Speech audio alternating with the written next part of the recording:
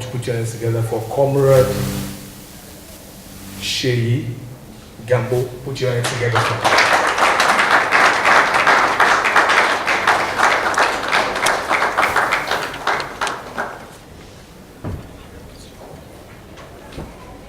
Good afternoon, all. It's a privilege to be here today to review a book written by someone like Professor Dipo. And it's also good to know that I just got to know that it's Ijebu, because I'll be touching some Ijebus that I know today. I also want to ask that anytime we're organizing things like this, I will not want to come after Adesha or Josh, because you've done all, like you say that she said everything I wanted to say. You know. But the good thing about this book is that it's written by a Nigerian, but it's a book that is a universal book.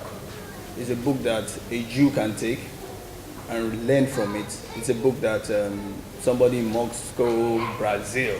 So what we are saying is that though we might want to localize it, but reading through it, I come to realize that it's a universal book. Some books are just as good as the cover. But when you go through this book, you will notice that, what I've noticed that you married is that Nigerians don't like to read. I think the black people, we don't really like to read. And someone said if you want to keep something of value away from a black man, you keep it inside a book, because they won't read it. So, but what he has done is that most of the chapters are like 5 pages. Then you have answer question and something that will prick your conscience that, okay, let me fast forward because I have just 3 minutes. I read in the book that in the Jewish community, before $1 leaves that community, that means there's nobody in the Jewish community that can give you that service. That means in the Jewish community, they will not go somewhere else to barb their hair unless there's nobody that has that service. That means the money moves around them. You understand what I'm saying? It does not leave that community unless there's maybe they need basketballers, the community that they'll go in America. But this book, because I come from the oil and gas, and our industry is bleeding today. About more than 80% of Nigerians' revenue is from this industry. More than 80% of our foreign exchange is from here. But what I saw when reading this book is that most of our leaders cannot even manage themselves. So when you give them a pedestal that is more than themselves, because when it comes to politics, anybody is a game of numbers. It's not really about people that have the prerequisite skills to lead.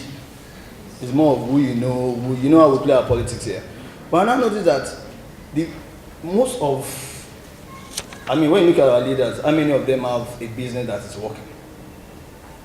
That's why I'm a unionist, and I always say that that's why you see people, when you steal, you wonder why it's not enough. It's not enough because you can't manage the one you have stolen.